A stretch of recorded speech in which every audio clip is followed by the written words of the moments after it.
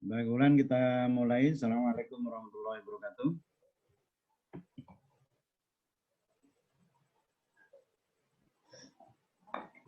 Ulan, bisa mendengar saya? Ini Ustaz. Baik. Bismillah, alhamdulillah, wassalatu wassalamu ala rasulillah Muhammad bin Abdullah wa ala alihi wa sahbihi wa man wala la hawla wa la quwwata illa billahi al-azim amma ba'du. Alhamdulillah, saudara Ulan, pada kali ini kita bisa melaksanakan ujian saudara. Dan pada kali ini ujian proposal saudara dalam merupakan karya yang nanti akan menjadi panduan atau pedoman bagi saudara untuk melakukan penelitian skripsi ya. Saya sangat senang sekali saudara aktif sejak dari awal mengikuti beberapa ujian proposal yang sebelumnya sehingga saudara sudah banyak memahami tentang bagaimana mestinya proposal itu dibuat sehingga dia bisa betul-betul menjadi panduan terhadap apa yang akan dilakukan di dalam penelitian skripsi saudara. Saya sangat senang juga karena judul saudara itu kebetulan memang sangat erat kaitannya dengan fakultas syariah ya, sehingga tidak akan ada masalah secara akademis nanti skripsi saudara ini tidak akan ada orang yang mempertanyakan atau ditanyakan oleh siapapun karena memang studi usul fiqh terutama yang berkaitan dengan al-uruf dalam rangka untuk menciptakan sebuah kerangka hukum untuk membaca fakta-fakta budaya yang ada di Indonesia, ini memang perlu untuk dilakukan kajian. Sekalipun sesungguhnya sudah banyak orang melakukan terhadap penelitian ini, tetapi yang berkaitan dengan budaya, yang berkaitan yang sedang saudara kaji ini, saya belum melihat, terutama di fakultas kita, itu masih belum dilakukan kajian dalam tentang itu. Nah, oleh sebab itu maka saya persilahkan saudara untuk mempresentasikan rencana penelitian saudara yang sudah saudara tulis di dalam proposal itu, kemudian nanti saya akan memberikan masukan berkaitan dengan studi uruf yang saudara inginkan berkaitan dengan budaya yang ingin saudara kaji. Saya persilahkan saudara Ulan. Assalamualaikum warahmatullahi wabarakatuh. Saya Ulan Putri Wardani. Saya akan mempresentasikan proposal skripsi saya yang berjudul Tinjauan Uruf terhadap Ritual Mandi Pengantin dalam Perkawinan Adat Suku Dayak Bakumpai di Desa Bandarkarya, Kecamatan Tabukan, Kabupaten Baritokuala. Poin pertama yang akan saya sampaikan yaitu latar belakang. Adapun yang membuat saya tertarik untuk meneliti topik ini adalah yang pertama, ritual Bapapai ini atau ritual mandi pengantin ini adalah ritual yang masih dilaksanakan sampai saat ini oleh masyarakat suku Dayak Bakumpai. Dan setelah saya melaksanakan studi pendahuluan, saya mendapatkan beberapa informasi, yaitu ritual Bapapai ini dalam praktiknya menggunakan berbagai macam alat dan bahan. Nah, salah satunya itu yaitu pin duduk atau yang biasa kita kenal dengan sesajen. Dan di dalam setiap rentetan pelaksanaannya ini pun juga mengandung makna filosofi. Kemudian berdasarkan kepercayaan masyarakat Bakumpai itu sendiri, ritual ini merupakan suatu keharusan. Apabila tidak dilaksanakan oleh pasangan tersebut terlebih dahulu, maka di kemudian hari kemungkinan akan ada hal buruk yang terjadi menimpa mereka seperti itu. Hal itulah yang membuat saya tertarik ingin meneliti bagaimanakah pandangan hukum Islam, bagaimanakah uruf memandang ritual ini dan bagaimana tokoh agama di wilayah di Desa Bandarkarya ini memandang ritual ini. Dari permasalahan tersebut, saya dalam penelitian ini saya merumuskan dua masalah. Yang pertama yaitu bagaimana pandangan tokoh agama terhadap ritual Bapapai pada masyarakat adat suku Dayak Bakumpai. Yang kedua, bagaimana pandangan uruf terhadap ritual Bapapai pada masyarakat suku Dayak Bakumpai.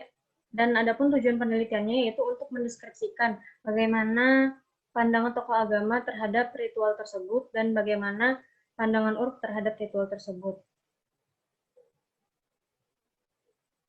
Selanjutnya, Di dalam penelitian terdahulu, saya belum menemukan penelitian yang sama persis dengan yang akan saya teliti ini, tapi saya menemukan beberapa kajian yang juga meneliti ritual upacara pernikahan seperti itu, tetapi tidak sama persis dengan yang akan saya teliti. Adapun rata-rata persamaannya itu terletak pada metode penelitian, yaitu kualitatif, dan jenis penelitiannya juga sama, empiris. Kemudian untuk metode penelitian, di penelitian saya ini, saya menggunakan jenis penelitian empiris atau penelitian lapangan, kemudian menggunakan pendekatan kualitatif. Lalu sumber data di dalam penelitian ini ada 2, sumber data primer, itu saya peroleh dari wawancara kepada tokoh adat, tokoh agama, tokoh masyarakat, juga pelaku tradisi. Adapun data sekundernya dari buku-buku atau jurnal-jurnal yang membahas tentang kebudayaan dan membahas tentang hukum Islam. Untuk lokasi penelitian ini sendiri, kenapa saya melakukan di lokasi ini itu karena di lokasi inilah permasalahan yang akan saya teliti itu ada.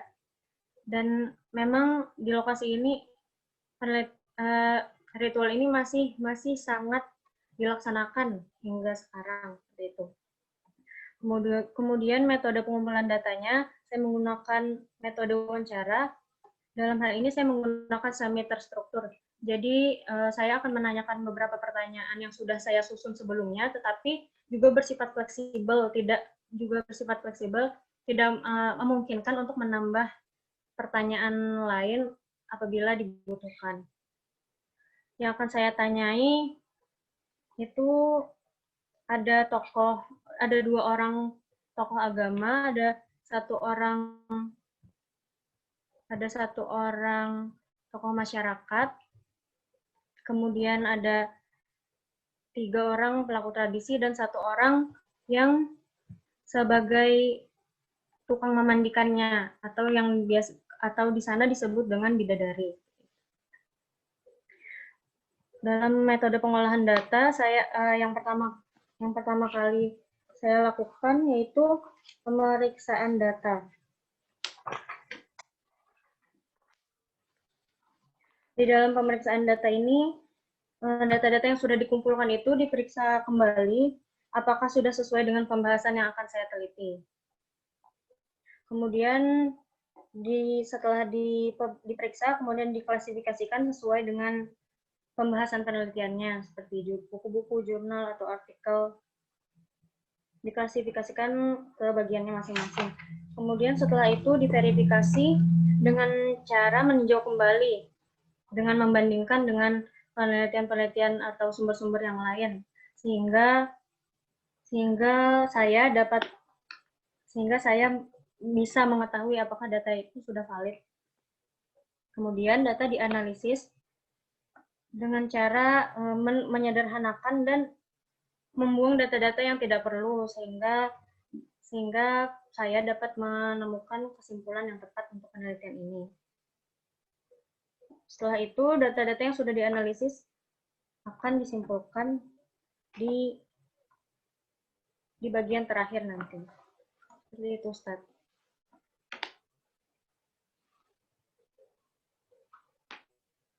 Maaf, tidak ada suaranya, Ustaz. Baik, terima kasih Saudara Wulan atas presentasinya, dan saya masih sama, dan memang sepertinya proposal kita itu dibuat dalam kerangka menyamakan dengan yang lalu ya. Padahal mestinya setiap proposal itu memiliki karakter yang berbeda karena judulnya berbeda, kemudian objeknya berbeda, sehingga proses-proses metodologis itu pastinya beda. Kalau menurut Wulan, studi saudara ini kalau di dalam kerangka ilmu hukum termasuk kerangka ilmu hukum apa itu?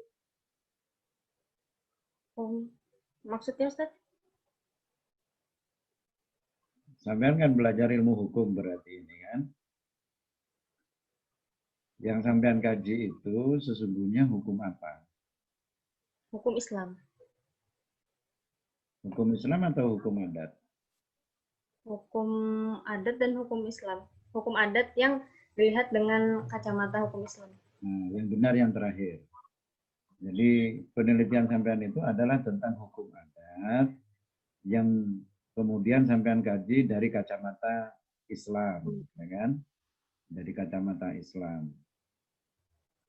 Tentu keinginannya adalah ingin menakar apakah tradisi yang sedang sampean kaji itu ada yang bertentangan dengan syariat Islam atau tidak, sehingga nanti hasil dari studi urab dan memang tujuannya adalah untuk menghasilkan hukum, maka pasti nanti kesimpulan sampean itu harus ada pernyataan boleh, tidak boleh, haram, benar, atau apa saja yang akan sampean gunakan sesuai dengan karakter hukum yang akan sampean hasilkan nanti.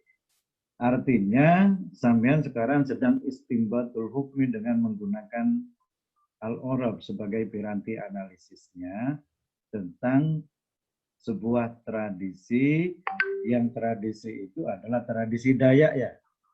Nggih. Sampean orang Dayak. Nggih, ayah saya.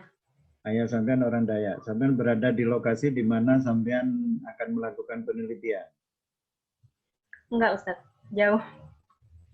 Seberapa jauh? 5 jam. 5 jam. Tidak ada kendala nanti sampean melakukan penelitian itu. Insya Allah nggak ada. Ayah sampean ada kaitan dengan ketua adatnya? Ada. Ada hubungan keluarga maksud saya. Baik. Nah, saya kira yang akan sampean teliti ini di dalam ranah keilmuan hukum itu bukan berada kepada sosiologi hukum, kepada antropologi hukum ya. Kalau dilihat dari sisi apa yang ingin sampean kaji, yaitu studi tentang adat, maka itu masuk di dalam antropologi. Tetapi tentu karena sampean ini adalah fakultas syariat, tentu yang akan sampean kaji itu berkaitan dengan hukum, kan begitu. Sampean kan bukan sedang berada di fakultas budaya kan? Bukan berada di humaniora kan? Sampean kan berada di fakultas syariah. Artinya sampean harus melihat dari sisi kacamata hukum. Dan untuk bisa melihat kepada itu, maka hukumnya adalah hukum adat. Kalau dari sisi pendekatannya, maka pendekatan yang sampai lakukan itu tentunya adalah antropologi hukum. Saya tanya sekarang, apakah sampean sudah menggunakan antropologi hukum di dalam pendekatannya? Belum. Kenapa belum?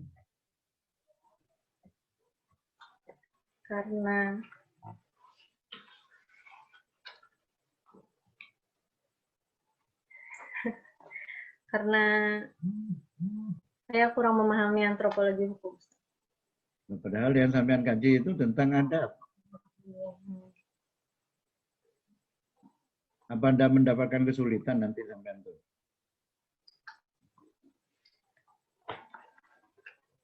Jadi sepertinya akan ada kesulitan karena bukan menggunakan pendekatan yang tepat.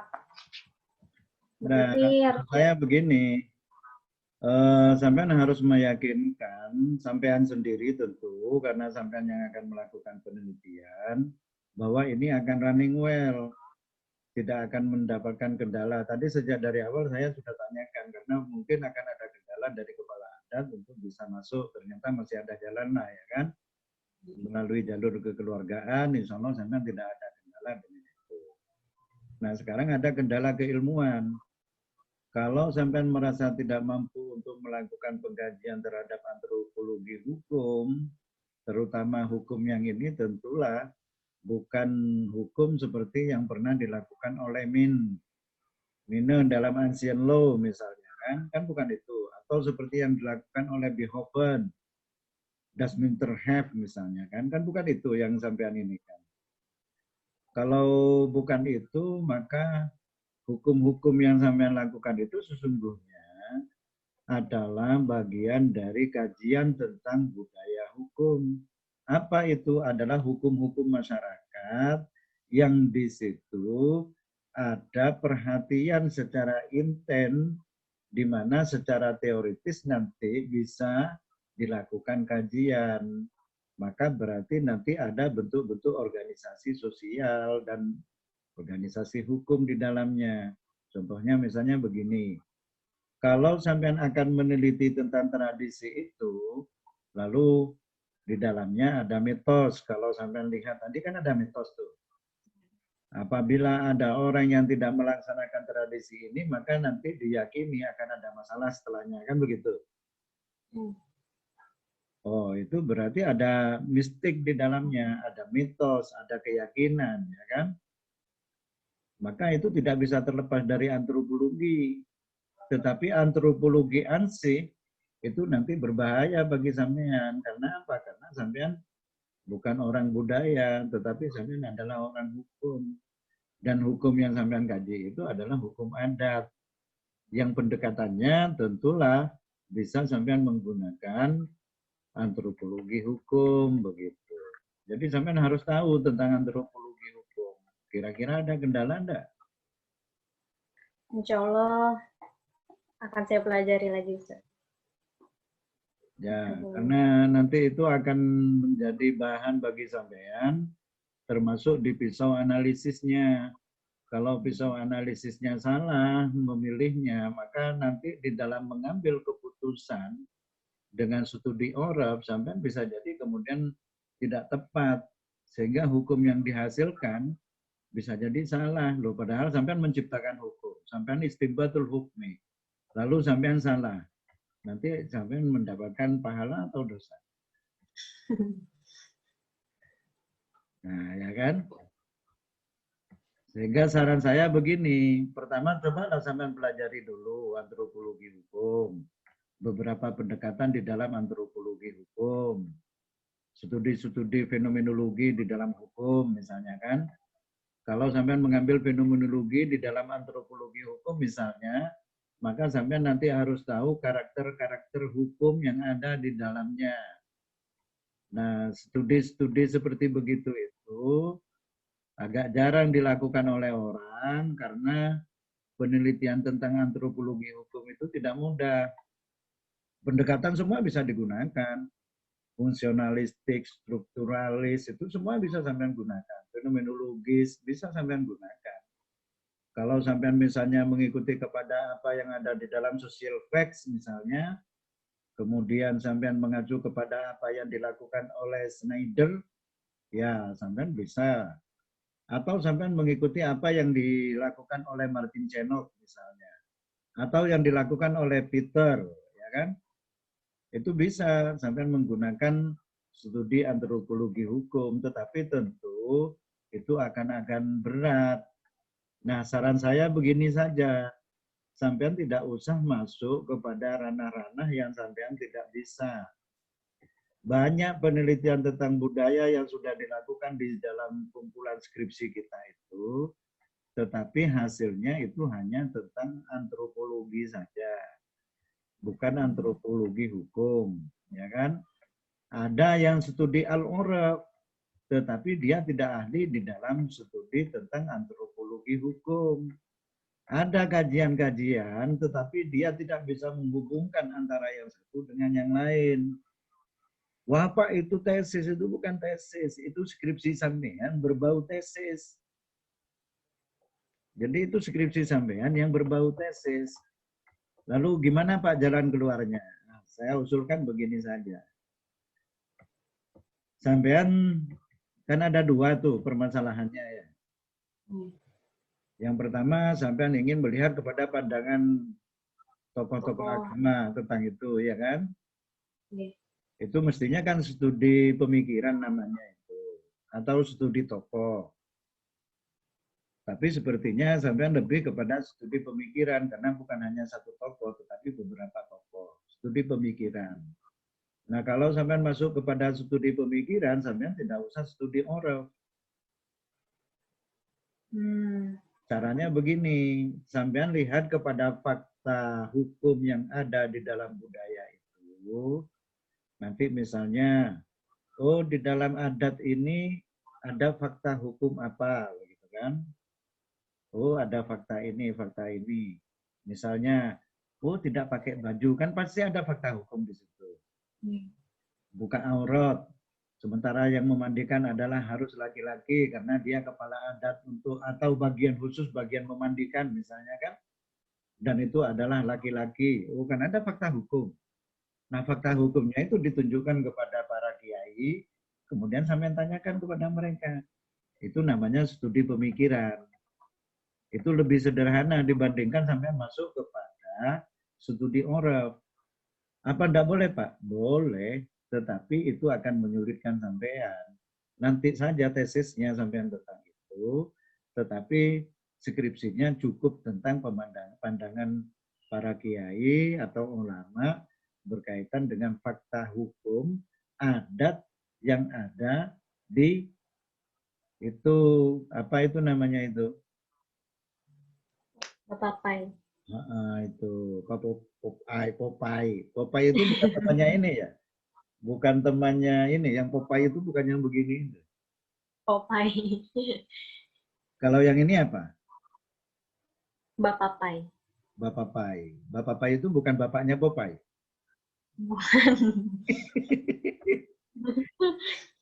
Nah, itu dari sisi ini, agar sampean tidak usah terlalu sulit, misalnya sampean harus mengkaji transformation and change, misalnya kan. Itu kan harus diteliti tentang apa yang sudah berubah, karena setiap budaya itu berubah. Oh, dulu begini, sekarang begini. Kalau sampean akan meneliti itu, maka nanti sampean harus membaca bukunya Benda, misalnya. Transformation and Change, misalnya. Ada penelitiannya Benda, tentang Minangkabau, tentang adat. Judulnya bagus itu, Transformation and Change in Minangkabau Adat. Itu bagus itu. Tetapi sampean tidak pernah membaca itu. Ada juga tentang adat yang dilakukan oleh Benda. Pada tahun 88 itu sudah diterbitkan. Namanya Adat and Religion in Minangkabau and Ambon. Itu bagus. Tetapi sampean kan belum membaca itu. Ada juga yang ditulis bersama Beckman, Anthropology of Law. Itu juga harus sampean baca. Kalau kemudian sampean tidak membaca itu, nanti sampean menggunakan teori oral, itu sampean agak kesulitan. Saran saya, sampean masuk saja kepada pertanyaan yang pertama saja, satu saja. Metodenya, metode studi pemikiran. Metode studi pemikiran itu begini nanti. Sampean melihat kepada fakta adat itu, lalu sampean lihat fakta hukum yang ada di dalam adat itu. Sampean gambarkan saja seperti apa pelaksanaannya. Oh, ada simbol-simbol yang digunakan. That's good. Simbol-simbolnya sampean katakan ada ini, lalu prosesinya bagaimana. Sampean ceritakan semua itu. Termasuk bagaimana ini itu dimasukkan di dalam kajian tentang bagaimana fakta hukumnya yang ada di situ itu. Sudah. Berarti ini pertama sudah. Fakta hukum di dalam adat Bapak Pau. Ya kan? Sampai tunjukkan. Itu yang pertama. Kemudian yang kedua, pandangan ulama terhadap fakta hukum adat Bapak Pau. Wah. Bapak Pau atau Bapak Pai? Bapak Pai. Ya, Bapak Pai. Nah, itu sampean tanya di situ kepada para kiai. Maka nanti sampean catat saja beberapa pandangan kiai itu. Tanyakan rujukannya. Oh ini begini, ini. Tanyakan rujukannya. Kalau kemudian dia tidak mempunyai rujukan atau hanya pandangannya saja, tidak apa-apa. Nanti sampean analisis berdasarkan terhadap teori fikih. Sampean yang menganalisis begitu. Lalu nanti terakhir sampean buatkan karakter pemikiran. Karakter pemikiran itu bisa saja misalnya sampean hanya melihat kepada, oh ini karakter pemikirannya sama dengan imam ini, oh ini sama dengan ini. Itu studi pemikiran. Studi pemikiran fikih judulnya, bukan antropologi hukum. Sekalipun hukum yang sampean cari itu berkaitan dengan adat, tetapi tidak perlu masuk kepada antropologi hukum. Mengapa? Karena fakta hukum di dalam adat Bapapai yang sampean teliti itu bukan fakta hukum yang akan sampean analisis sendiri dengan studi al-uraf, tetapi sampean lihatkan kepada pandangan para kiai gitu. Cukup itu. Kalau masuk kepada studi uraf nanti jadi tesis. Atau sampean memang ingin membuat skripsi sampean berbau tesis? Enggak. Iya, terlalu berat, terlalu berat. Siapa pembimbingnya? Bu Farida. Ya, nanti sampean konsultasikan. Kalau sarannya Pak Fauzan, Bu, saya masuk kepada studi pemikiran. Nanti saya akan buatkan karakter pemikiran para kiai berkaitan dengan fakta hukum adat yang ada di sana. Hasilnya apa? Hasilnya adalah karakterologi pemikiran ulama tentang tradisi Bapapai. Nah, begitu hasilnya. Caranya seperti tadi itu, sampai hanya melakukan interview, tetapi pertama kali sampai lihat kepada fakta adat itu bisa sampai lihat, bisa interview, bisa cari di dalam buku, apa saja, tetapi sampai gambarkan secara utuh, agar para kiai itu bisa ini. Nah, nanti hasil ininya bisa sampai sebarkan. Atau kalau enggak, sampai melalui FGD, sampai kumpulkan para kiai, lalu FGD, sampai ceritakan, ada ini, bagaimana menurut kiai, bagaimana menurut kiai ini, nah, begitu. Lalu dilihat dasarnya, kalau mereka tidak menentukan dasarnya, di dalam kitab Fathul Mu'in misalnya, oh itu berarti mereka punya dasar. Sebutkan, berdasarkan terhadap Fathul Mu'in, begitu. Nah, kalau mereka sudah menyebutkan dasarnya, maka karakternya sudah ketahuan. Oh, berarti karakternya dia sama dengan cara pemikirannya. Ini studi karakter pemikiran hukum namanya. Itu jarang dilakukan oleh Fakultas Syariah. Yang banyak itu studi uruf ngawur. Jadi ngawurisasi akademik itu sudah terjadi di fakultas kita. Ini saya rekam dan akan saya kirim nanti kemana-mana. Biar tahu orang-orang itu bahwa telah terjadi ngawurisasi akademik di dalam dunia akademik begitu.